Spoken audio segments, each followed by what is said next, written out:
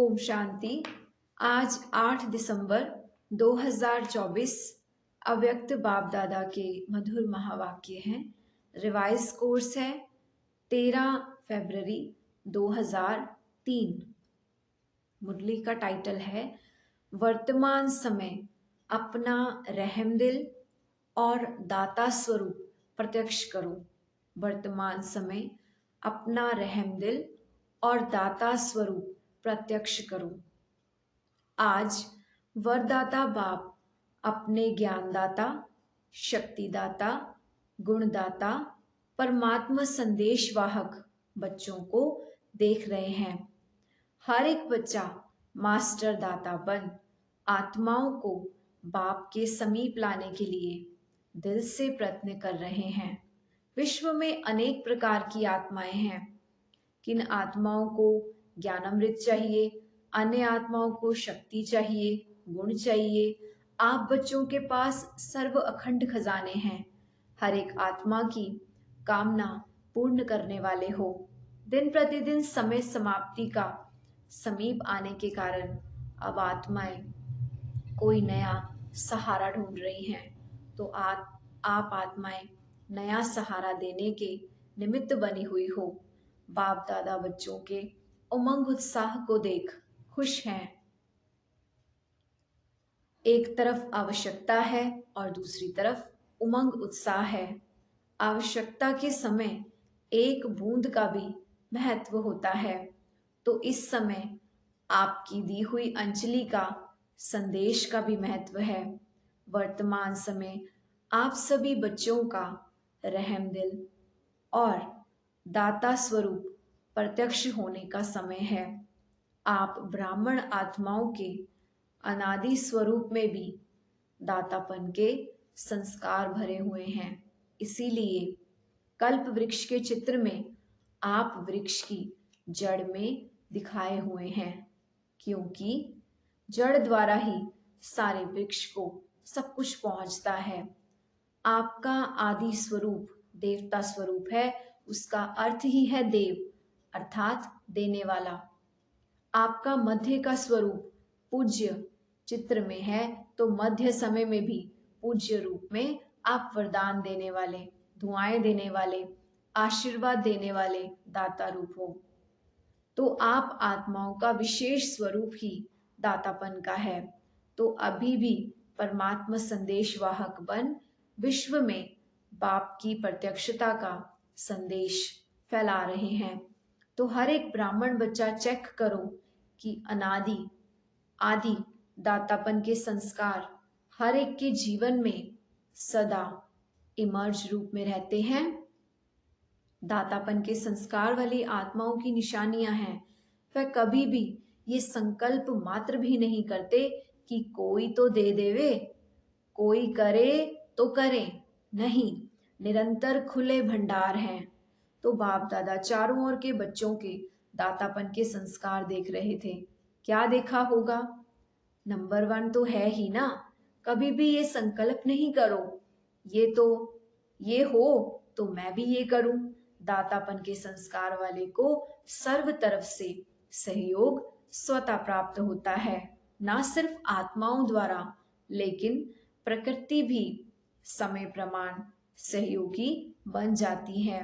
यह सूक्ष्म हिसाब है जो सदा दाता बनता है। उस पुण्य का फल समय पर सहयोग, समय पर सफलता उस आत्मा को सहज प्राप्त होता है। इसलिए सदा दातापन के संस्कार इमर्ज रूप में रखो। पुण्य का खाता 1 का 10 गुना फल देता है, तो सारे दिन में नोट करो।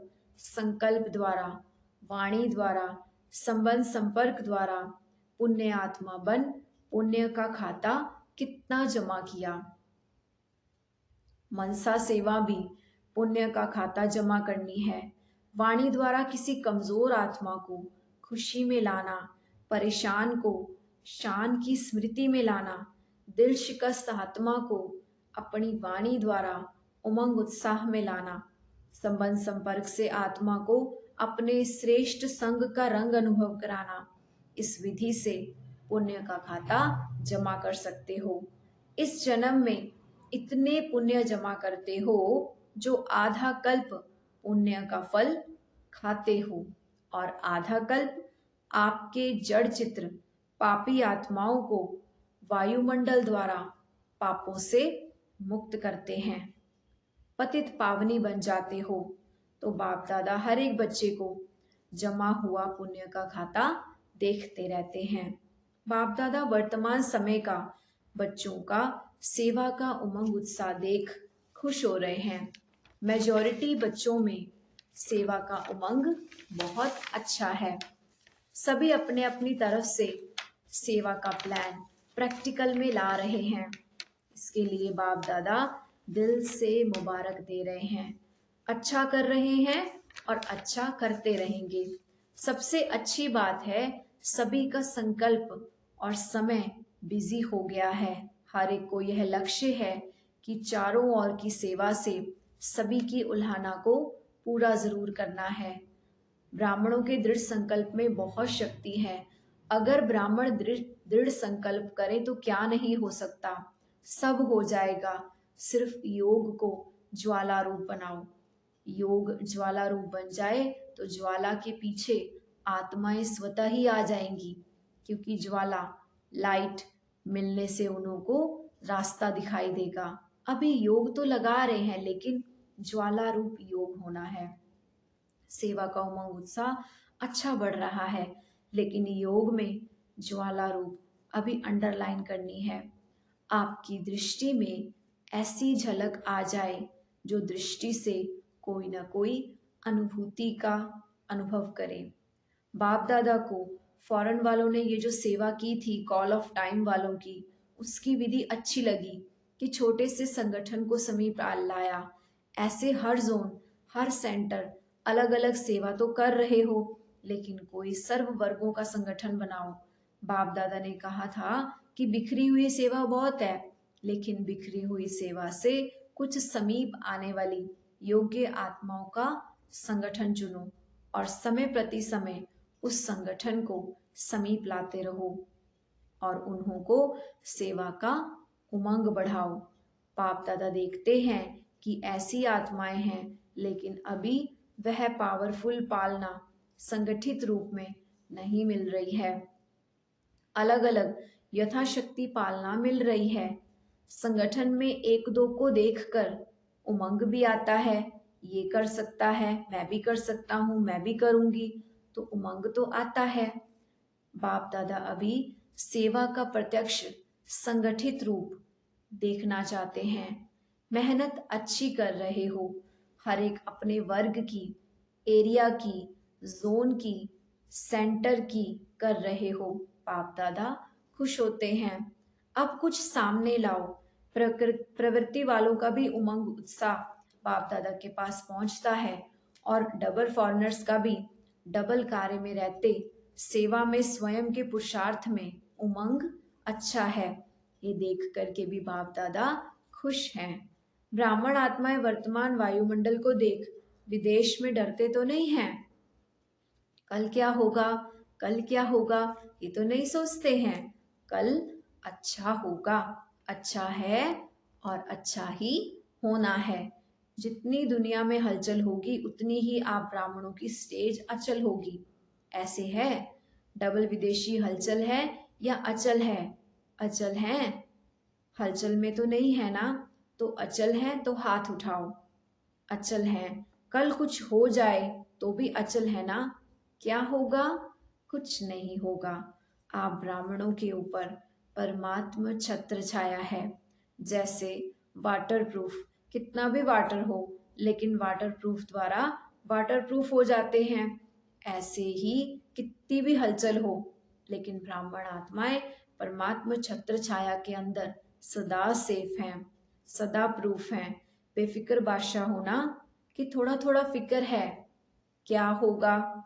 नहीं, बेफिक्र स्वराज्य अधिकारी बन, बेफिक्र बादशाह बन, अचल अडोल सीट पर सेट हो। सीट से नीचे नहीं उतरो। अपसेट होना अर्थात सीट पर सेट नहीं है तो अपसेट है। सीट पर सेट जो है वह स्वप्न में भी अपसेट नहीं हो सकता। माताएं क्या समझती हैं? सीट पर सेट होना, बैठना आता है, हलचल तो नहीं होती ना। बाप दादा कंबाइंड हैं। जब सर्वशक्तिवान आपके कंबाइंड हैं तो आपको क्या डर है? अकेले समझेंगे तो हलचल में आएंगे, कंबाइंड रहेंगे तो कितनी भी हलचल हो लेकिन आप अचल रहेंगे। ठीक है माताएं, ठीक है ना? कंबाइंड है ना, अकेले तो नहीं है। बाप की जिम्मेवारी है, अगर आप सीट पर सेट हो तो बाप की जिम्मेवारी है, अपसेट हो तो आपकी जिम्मेवारी है। आत्माओं को संदेश द्वारा अंजलि देते रहेंगे तो दाता स्वरूप में स्थित होंगे, तो दातापन के पुण्य का फल शक्ति मिलती रहेगी। चलते फिरते अपने को आत्मा करावनहार हैं और यह कर्म इंद्रियां करणहार कर्मचारी हैं। यह आत्मा की स्मृति का अनुभव सदा इमर्ज रूप में हो। ऐसे नहीं मैं तो हूं ही आत्मा, नहीं, स्मृति में इमर्ज हो। मर्ज रूप में रहता है लेकिन इमर्ज रूप में रहने से यह नशा, खुशी और कंट्रोलिंग पावर रहती है। मजा भी आता है। क्यों? साक्षी हो करके कर्म कराते हो तो बार बार चेक करो कि करावनहार होकर कर्म करा रही हूं। जैसे राजा अपने कर्मचारियों को ऑर्डर में रखते हैं ना, ऑर्डर से कराते हैं, ऐसे आत्मा करावनहार स्वरूप की स्मृति रहे तो सर्व कर्म इंद्रियां ऑर्डर में रहेंगी। माया के ऑर्डर में नहीं रहेंगी, आपके ऑर्डर में रहेंगी। नहीं तो माया देखती है कि करावनहार आत्मा अलबेली हो गई है तो माया ऑर्डर करने लगती है। कभी संकल्प शक्ति, कभी मुख की शक्ति माया के ऑर्डर में चलती हैं। इसलिए सदा हर कर्म इंद्रियों को अपने ऑर्डर में चलाओ। ऐसे नहीं कहेंगे चाहते तो नहीं थे लेकिन हो गया, जो चाहते हैं वही होगा। नहीं तो माया देखती है कि करावनहार आत्मा अलबेली हो गई है तो माया ऑर्डर करने लगेगी। ऐसे नहीं कहेंगे चाहते तो नहीं थे, हो गया, अभी से राज्य अधिकारी बनने के संस्कार भरेंगे तभी वहां भी राज्य चलाएंगे। स्वराज्य अधिकारी की सीट से कभी भी नीचे नहीं आओ। अगर कर्म इंद्रियां ऑर्डर पर रहेंगी तो हर शक्ति भी आपके ऑर्डर में रहेगी। जिस शक्ति की जिस समय आवश्यकता है उस समय जी हाजिर हो जाएगी। ऐसे नहीं काम पूरा हो जाए और आप ऑर्डर करो, सहन शक्ति आओ, काम पूरा हो जाए फिर आए। हर शक्ति आपके ऑर्डर पर जी हाजिर होगी क्योंकि यह हर शक्ति परमात्म देन है। तो परमात्म देन आपकी चीज हो गई तो अपनी चीज को जैसे भी यूज करो, जब भी यूज करो, ऐसे यह सर्व शक्तियां आपके ऑर्डर पर रहेंगी। सर्व कर्म इंद्रियां आपके ऑर्डर में रहेंगी। इसको कहा जाता है स्वराज्य अधिकारी, मास्टर सर्वशक्तिवान। ऐसे हैं पांडव, मास्टर सर्वशक्तिवान भी हैं और स्वराज्य अधिकारी भी हैं। ऐसे नहीं कहना कि मुख से निकल गया, किसी ने ऑर्डर दिया जो निकल गया। देखना नहीं चाहते थे देख लिया, करना नहीं चाहते थे पर कर लिया। यह किसके ऑर्डर पर होता है? इसको अधिकारी कहेंगे या अधीन कहेंगे? तो अधिकारी बनो, अधीन नहीं। अच्छा, बाप दादा कहते हैं जैसे अभी मधुबन में सब बहुत बहुत खुश हो, ऐसे ही सदा खुश आबाद रहना। रूहे गुलाब हैं, देखो चारों ओर देखो, सभी रूहे गुलाब, खिले हुए गुलाब हैं, मुरझाए हुए नहीं, खिले हुए गुलाब हैं। तो सदा ऐसे ही खुश नसीब और खुशनुमा चेहरे में रहना। कोई आपके चेहरे को देखे तो आपसे पूछे क्या मिला है आपको, बड़े खुश हो। हर एक का चेहरा बाप का परिचय दे। जैसे चित्र परिचय देते हैं ऐसे आपका चेहरा बाप का परिचय दे, जो बाप मिला हुआ है। अच्छा, सब ठीक हैं, विदेश वाले भी पहुंच गए हैं। अच्छा लगता है ना यहाँ मोहिनी बहन न्यूयॉर्क। चलो, हलचल सुनने से तो बच गई। अच्छा किया है, सभी इकट्ठे पहुंच गए हैं। बहुत अच्छा किया। अच्छा, डबल फॉरनर्स, डबल नशा है ना? कहो, इतना नशा है जो दिल कहता है कि अगर हैं तो हम डबल विदेशी हैं। डबल नशा है। स्वराज्य अधिकारी सो विश्व राज्य अधिकारी। डबल नशा है ना? बाप दादा को भी अच्छा लगता है। अगर किसी भी ग्रुप में डबल विदेशी नहीं होते हैं तो अच्छा नहीं लगता है। विश्व का पिता है ना, तो विश्व के चाहिए ना, सब चाहिए। माताएं नहीं हो तो भी रौनक नहीं। पांडव नहीं हो तो भी रौनक कम हो जाती है। देखो, जिस सेंटर पर कोई पांडव नहीं हो, सिर्फ माताएं हो तो अच्छा लगेगा, और सिर्फ पांडव हो, शक्तियां ना हो, तो भी सेवा केंद्र का श्रृंगार नहीं लगता है। दोनों चाहिए। बच्चे भी चाहिए। बच्चे कहते हैं, हमारा नाम क्यों नहीं लिया? बच्चों की भी अलग रौनक है। अच्छा, अभी 1 सेकंड में निराकारी आत्मा बन निराकारी बाप की याद में लवलीन हो जाओ।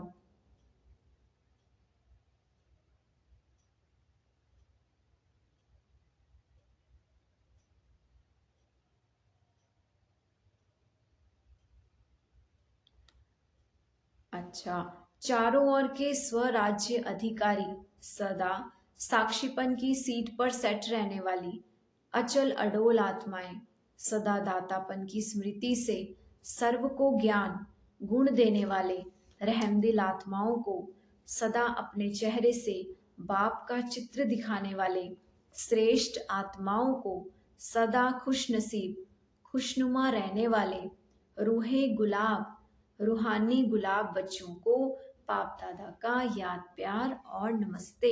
हम रूहानी बच्चों की भी रूहानी बाप दादा जी को याद प्यार और नमस्ते जी। दादियों से सेवा के साथ सब तरफ 108 घंटे योग के अच्छे प्रोग्राम्स चल रहे हैं। इस योग ज्वाला से ही विनाश ज्वाला फोर्स में आएगी। अभी देखो, बनाते हैं प्रोग्राम, फिर सोच में पड़ जाते हैं। योग से विकर्म विनाश होंगे, पाप कर्म का बोझ भस्म होगा, सेवा से पुण्य का खाता जमा होगा। तो पुण्य का खाता जमा कर रहे हैं, लेकिन जो कुछ संस्कार का बोझ है वह भस्म तो योग ज्वाला से होगा, साधारण योग से नहीं। अभी क्या है, योग तो लगाते हैं लेकिन पाप भस्म होने का ज्वाला रूप नहीं, इसलिए थोड़ा टाइम होता है फिर निकल आता है। इसलिए रावण को देखो, मारते हैं, जलाते हैं, फिर हड्डियां भी पानी में डाल देते हैं, बिल्कुल भस्म हो जाए। पिछले संस्कार, कमजोर संस्कार बिल्कुल भस्म हो जाए। भस्म नहीं हुए हैं, मरते हैं लेकिन भस्म नहीं होते हैं। मरने के बाद फिर जिंदा हो जाते हैं। संस्कार परिवर्तन से संसार परिवर्तन होगा। अभी संस्कारों की लीला चल रही है। संस्कार बीच बीच में इमर्ज होते हैं ना, नामो निशान खत्म हो जाए। संस्कार परिवर्तन, ये है विशेष अंडरलाइन की बात। संस्कार परिवर्तन नहीं है तो व्यर्थ संकल्प भी हैं, व्यर्थ समय भी है, व्यर्थ नुकसान भी है। होना तो है ही। संस्कार मिलन की महारास गाई हुई है, अभी रास होती है, महारास नहीं हुई है। महारास क्यों नहीं होती है? अंडरलाइन नहीं है, दृढ़ता नहीं है, अलबेलापन भिन्न भिन्न प्रकार का है। अच्छा, आज का वरदान है, कर्मयोगी बन, हर संकल्प, बोल और कर्म श्रेष्ठ बनाने वाले निरंतर योगी भव। वरदान का डिटेल है, कर्मयोगी आत्मा का हर कर्म योग युक्त युक्ति युक्त होगा। अगर कोई भी कर्म युक्ति युक्त नहीं होता तो समझो योग युक्त नहीं है। अगर कोई भी कर्म युक्ति युक्त नहीं होता तो समझो योग युक्त नहीं है। अगर साधारण व व्यर्थ कर्म हो जाता है तो निरंतर योगी नहीं कहेंगे। कर्म योगी अर्थात हर सेकंड, हर संकल्प, हर बोल सदा श्रेष्ठ हो। श्रेष्ठ कर्म की निशानी है स्वयं भी संतुष्ट और दूसरे भी संतुष्ट। ऐसी आत्मा ही निरंतर योगी बनती है। आज का स्लोगन है स्वयं प्रिय, लोकप्रिय और प्रभु प्रिय आत्मा ही वरदानी मूर्त है। स्वयं प्रिय, लोकप्रिय और प्रभु प्रिय आत्मा ही वरदानी मूर्त है। ओम शांति।